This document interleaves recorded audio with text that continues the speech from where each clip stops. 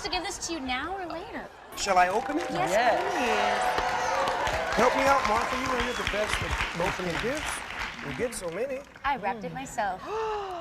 Look at that, Oh, Snoop. no, she didn't. She did. Wow. Are these... Oh. Oh, these are my favorite drawers. Nice. What? Nice balls. Nice bowls. Oh, You got nice balls. Nice balls, yeah. And socks, Christmas look. balls.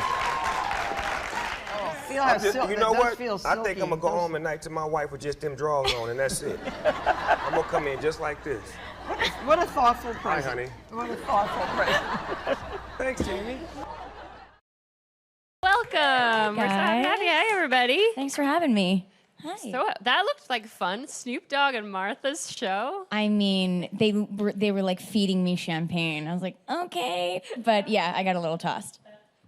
What was the vibe like on that show? It seems like an Super interesting relaxed. combination. Martha's great. They have, they became fast friends, and so they decided to do a show after the fact. They were like, we should do a cooking show together, and it totally made sense. And it's one of the best shows to be a guest on. The food's incredible. Snoop is hilarious. Martha's great, and again, the champagne just flows. Nothing wrong with that. Nope. So let's talk a little bit about your love of food. You're a foodie. Yes. What are sort of some of the dishes that you like to eat, and when did you start to become interested in food and cooking? It's there are many fails, but I don't know. I feel like I became more domesticated in the last couple of years. Just enjoying like staying home, cooking for friends, and experimenting. But I'm inspired by such people like Chrissy Teigen, who like has a lot of like the Asian influence in her dishes. So that's huge. But yeah, I don't know. Just recently. Yeah. Was it after, like, I know you and Brian got married. Is that when you kind of started, like, oh, I should maybe stay home? I know, marriage really brings out the cooking, right, guys? Thank you. No, it was before him. Mm-hmm. He had nothing to do with it. You're like, No, it's just love for food, but also wanting to learn how to make the same dishes, to be able to entertain and not kill my guests. Is pretty important. So you are partnering with Spam. Yes. And I would not even know what kind of dish to start with Spam. And I know Are that you kidding you me? have some ideas. Come on. I mean, the go-to would be Spam rice and eggs. It's a dish that I grew up in. I love that you're like, Asian girl in the back. I'm like, yes, you feel me? It's like it's a staple. It's like part of our culture. You can also do ramen, throw some Spam in. We have a Korean dish called sundubu. You can add Spam or doenjangjjigae, and that's recipes on my website. It's my mom's recipe, but it literally goes with anything. And it's delicious. And when you're in Hawaii or in California, Spam musubi. It's just so good after a long day on the beach. It's the best. You gotta have me over for dinner. This all sounds I so know. good. And I know backstage you guys were talking about a Spam burrito that you made. Yeah, What's in that? So Spam is kicking off a tour. It's called the Tiny House of Sizzle. It's very cute. I wish it was here, but it's not. So they converted this tiny house, put a cute little kitchen in it, and they're starting this weekend. They're kicking off in New York City. It's the International Food Festival. Chef Jordan has this incredible recipe, and it's on the website, spam.com, and it's the Spam breakfast burrito. It includes a hash brown, lots of cheese, his like special spicy sauce, and it's delicious. I've already eaten 3 this morning. Like, where can we find this tiny house of sizzle? Well, again, it starts this weekend. Yep. In New York City, it kicks off. You can go to the website, and it's visiting 12 other cities in this country. In the country, so it's going to go to Virginia Beach. It goes down to South Carolina, and then it goes to Detroit, Minneapolis, and then to the West Coast. That's awesome. Yeah. Guys, who's gonna go to the tiny house of sizzle? Who wants to go with me? How cute! I do. Tiny house. You mentioned your website a little bit. Yes. What the Chung. I actually wanted to start off this interview being like, what the Chung's going on with you these days? So what is going on with the blog? Talk a little bit about how you developed it and how how you keep it fresh and new. Of course. I mean, I'm still doing everything myself. I will have a photographer friend take some photos for me, but it's just me, and it's a lot of work. So I don't do a lot of posts. It's, 1 a week if I'm lucky. But it was a creative outlet for me when I was in between acting gigs, and I didn't want to like solely depend on that because creatively I just needed to do something. And so this blog came about, and it's really, it's grown legs and it's its own thing, and I'm really proud of it. But it's just a great way to share like outfit ideas. If I'm in a new city filming in Vancouver, like these are some of my favorite like restaurants and the dishes that I've tried. I share like mom's recipes. So it's great to have. It's hard to keep up, but I'm trying. I know, and there's so many different blogs out there now and different lifestyle bloggers. Is there any one that you actually follow now, or a specific blog that you think is really doing? Oh yeah, there's a bunch. I mean, I love Damsel in Dior, mostly fashion, Song of Style, and these are we've all become friends after a little bit. And I was following Chrissy. For all of our recipes, but it's great. You can always find great ideas. It's inspiring, and it's people who create, and they're authentic to themselves. That's really what I gravitate towards. Yeah, and when did you start sort of dipping into the style world a little bit? Because everyone looks at you for outfit inspiration. I know I do. When were you hit by the the fashion bug? I've always experimented, and there were always horrible ideas in high school. Like some of the prom photos, like would make my own outfit, or sew my own skirt, or like try to make my own top. So it's always piqued my interest. But since I moved to New York when I was shooting a show called Believe, it was canceled after a season, so I'm sure you haven't seen it. It's okay.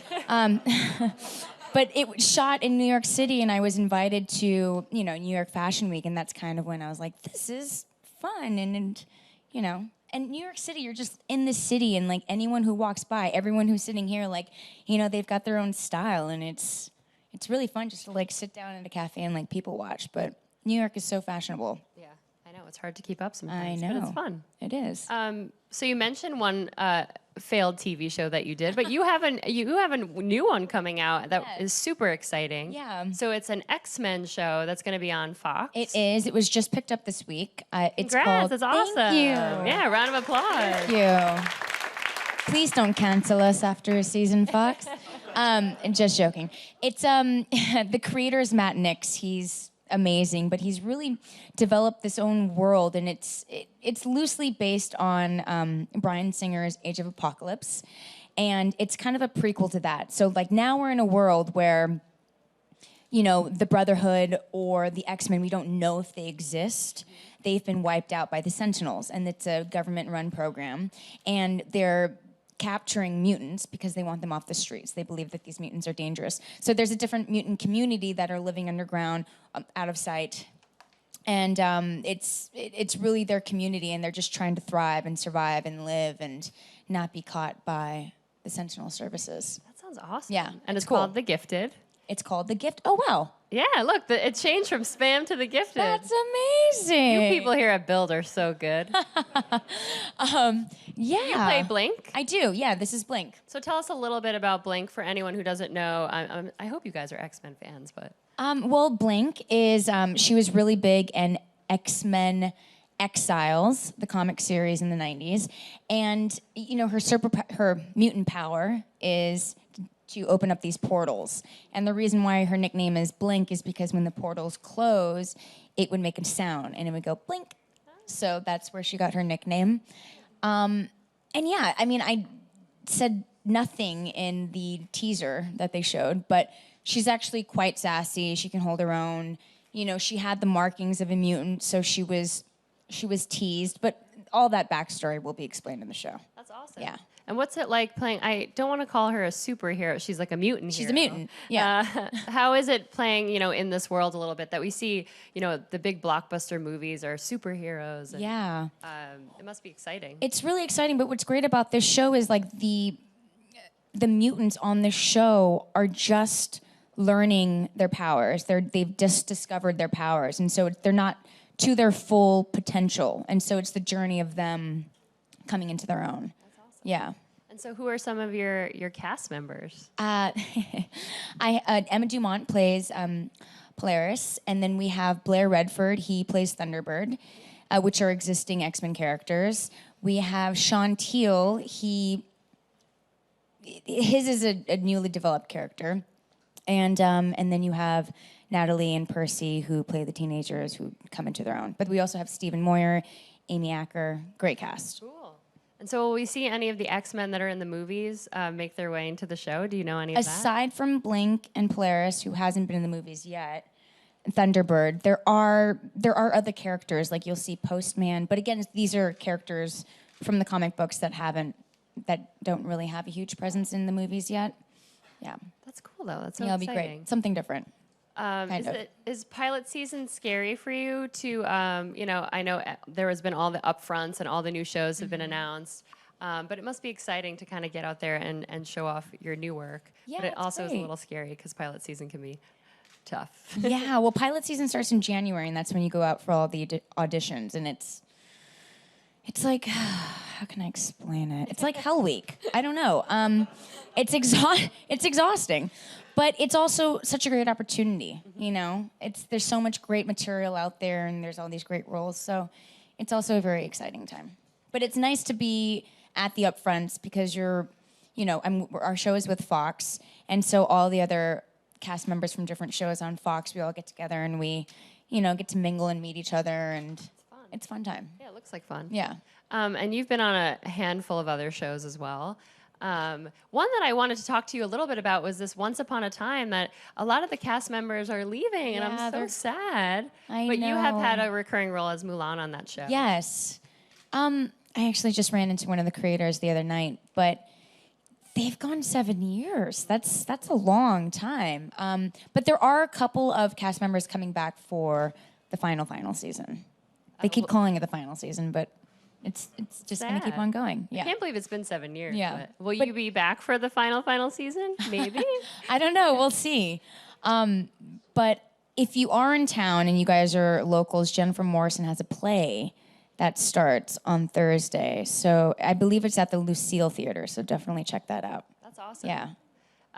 Do you get to see like all your? I don't know if Jennifer's New York based, but She is. It is. Her is it dress fun? is. I'm just joking. I would never do that. But is it fun to kind of have a crew in New York that you can? Oh, hang it's out with always and see fun. everybody's shows? That's kind of the best thing about New York City is you don't know who you're going to run into. It's just the perfect city for meeting up last minute or running into someone that you haven't seen in a while. But it's one of the best cities ever. Yeah. I love it here. And you're from California, Yes, San Francisco. and I don't know if anyone remembers you on Real World San Diego. Yeah. It's so cool to see your trajectory too after a show like that. What do you remember most from your time on Real World and how MTV has kind of evolved since then? Yeah, I love John Murray. The whole purpose of like creating the Real World was a social experiment. They wanted to take 7 people from different social economic classes, from different cultural backgrounds, put them in a house and see what happens. And it's interesting and so beautiful to see like what comes of it, the new friendships that would have never been formed if the show hadn't happened, because they would never run into each other. So I think in that aspect, he really was onto something great. He's moved on to make other incredible shows like Born This Way, which just recently won an Emmy. And they're really heartfelt. Like, of course, reality is full of drama, and that's what people want, so that's what people get. But really the core, like the reason why he started these shows were for a different purpose. What do you remember the most from your time on Real World, or what's something that maybe fans don't necessarily know that you experienced firsthand being on? Oh man, it's never quiet in the house. Like, there's a rattling there. I know. No, but there's like night vision cameras, so you're always hearing the cameras focus when you're trying to sleep. Oh my God. It's the weirdest thing. It's like, and you're like, and as soon as you open your eyes and you say one word to like your roommate across the room, they'll turn on all the lights and then they'll come in with the camera and they're like ready to film anything that's going on. It's the strangest experience. Like you're like, I need to go to the bathroom. Are the mics on? Yeah, it's bananas. But as soon as you say a word, they'll flick on the lights, they'll throw a mic on you, and it's like you start your day. Like, okay. And the showers, they're clean, but my God, it's like literally like you can see anyways. There's not a lot of privacy on the show. I'm like, it that's sounds one thing. great. It's sounds like- fun. It's a great experience that I would never trade for the world. But yeah, you're giving up a lot of your privacy, literally. And so how did you, a lot of reality participants end up, there's spin-offs and there's other things you can do after being on a reality show, but it seems you didn't really fall into that trap. You made a career and an acting career. Yeah, it was a great opportunity that came about when I was a sophomore in college. I was, working 2 jobs, going to school full-time, paying the bills, and this opportunity came about, and I was like, yes. It's a quarter. It's only a quarter. It's only 3 months. You won't pay me, but I get free rent. This sounds great. So it was a great opportunity. It was really fun. Yeah.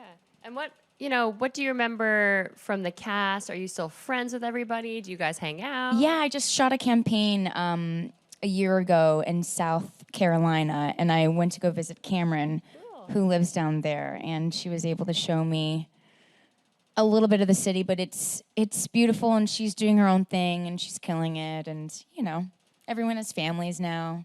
It's great. We're all grown up. You're like, we're all grown. I know, it's weird to think back how MTV was, at that time, it was Real World and Road Rules and then Yeah. The Challenge. And you were on The Challenge, right? Yes, I was. That seems like another crazy show and I didn't have to do situation. anything crazy, so that was fine with me. Yeah. But looking back at your career now and how much you've accomplished since then, what's one of the highlights for you when you think back? Either it's a movie or a show or... I mean, every experience is a humbling experience. Everything that I have shot, every role that I've done, has been a huge struggle to get. So it's humbling, and you stay grateful, and you're always learning something. Someone will always school you. And I've been fortunate enough to work with really lovely cast members. So it's been great. And how do you go about, deciding, do you get scripts and you read them and then you go for the auditions? Or are you more like drawn to television versus film? What's your process like? Well, we're living in the golden age of television, as you know. I mean, there's so much TV. The Handmaid's Tale, Legion. I mean, I'm not on any of these shows, but I can go on and promote them because they're incredible. They're fantastic television shows with all-star casts, great storylines. And, less and less movies are being made, but they're usually a remake or something with a huge, following. So most of the opportunities are on television. So it just comes to telling a great story. Like, is this a story that I want to help tell?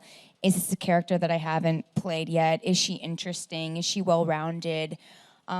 Is the showrunner or the writer willing to collaborate a little bit in order to make this character work for you?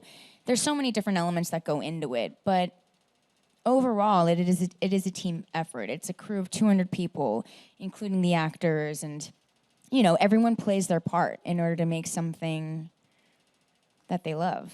Yeah, you mentioned how much content there is out there, and I can't even keep up. I can't. With all the, I'm sure everyone can't, but with more content comes amazing characters and Exactly. more strong female characters, which Exactly. we're seeing.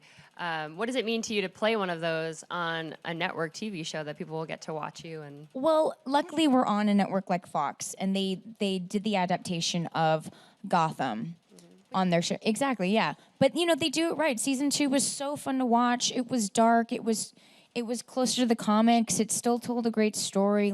It's hard to do with 23 episodes. You know what I mean? So they were able to do it, and the network totally supports their ideas, and we're with the same network as well. And so far, that's the kind of support that we've received shooting the pilot. So it's very exciting, yeah. I can't wait to see it. Yay. Sounds awesome. Tune in, September, Monday nights, 9 o'clock. Well, I do want to open it up to some audience questions. Oh, here we go. Hey, Hi. Jamie. I'm a huge X-Men fan, so I'm really excited about the show. And it sounds like you already know so much about your character's backstory. I wondered, what was your preparation like? Did you have to take a deep dive into the comics? Yeah, I'm so old school. I love paperbacks. So I'm on eBay buying all of the Exile comic books because that's where she's prominent. She made an appearance earlier on, but she was in one comic book, and then she kind of disappears and she comes back into Exiles. Watching the X-Men movies was really helpful. Bryan Singer recommended, as well as Matt Nix, they both recommended watching Logan, because in terms of the tone, in terms of the darkness, and in terms of like how much heart the movie had, but how realistic it was. You know, it wasn't too over the top or like, you know, do you know what I mean? It wasn't so fantastical. So that was a great example. But then I realized you can just look at all these comic books online, which I didn't think of. So I'm like spending all this money on like paperbacks, which I have like, you know, issue 1, 5, 8. Like it's you know, I'm still like trying to collect the rest. But anyways, it's a lot of comic book reading. Yeah. You mentioned Logan. I wonder if Hugh Jackman would like to come by and reprise his role as Wolverine just one last time. Not Would we gonna love happen, that? I don't think. But I hope so. That'd be cool. Who's That'd next? be really cool. Hi, Jamie. You've had such a multi-dimensional and multifaceted career with the TV and the film and the blogging and the fashion. I was just curious, how important was your lawyer to you throughout your whole success? My lawyer? Yes. Are you a lawyer? I am a You're lawyer. very important. That's a very specific question. But also, like, you don't know, and everything's changing. So, like, as you know, in terms of new media or commercials, is it only going to play on the internet? Is it going to be on social media instead of this and that? Like, things have become so specific. But yes, Todd Rubenstein, I love you. I don't know what I would do without you. That was a great Thank question. you. Kudos to you. Who's next? Hi, I was just wondering, who's your favorite X-Men? Growing up, I loved Storm, but then I also loved Jean Grey when she turned into the Phoenix, even though she was evil. But her powers were crazy, so she was my favorite. But Storm, I loved because I grew up in San Francisco. Right. And it was always cold and foggy, so I would stand on my parents' porch and I would like pretend to clear the sky so that I can wear shorts to school, because you know. But it never happened. But I loved Storm. I thought she was one of my favorite characters. Cool. Where did you guys shoot the pilot? We shot the pilot in Dallas. Oh, cool. That's yeah, awesome. cool city. Yeah, I've never been, but it sounds cool. Come. I was like, could it be were you in New York? Oh, I wish. Making No, it easy, we'll but see. there's all the Netflix, like Luke Cage and all that in New York. I too, know, so you can't never know. compete. Yep. Okay, who's next? One last? No? I think We that's don't have it. Time? Oh. Well, thank you so much for being here with us for the last 20 minutes. Thank you guys so much It for went very hanging out. fast.